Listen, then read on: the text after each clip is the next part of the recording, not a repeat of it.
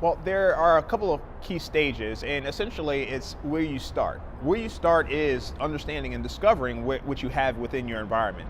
A lot of times we don't take that inventory of our current silos and then make that the digital transformation that we need. Then you evaluate what you discover. So how do you get to a point of evaluation and saying, okay, well, these are some of the things we need, these are some of the requirements we have, and putting those together. Then it's prioritizing. How many of us have been in projects where we had to prioritize our requirements? What things did we want to accomplish first? What were some of the lowest barriers of entry that would actually help us get early success and build momentum on those next stages?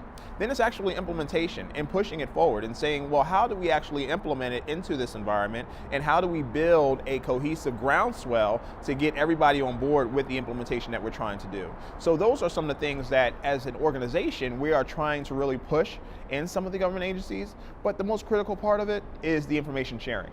It's how do you spread it amongst your other colleagues and organizations in order to understand the culture that we're trying to create, and in that culture that we are getting the feedback that we need.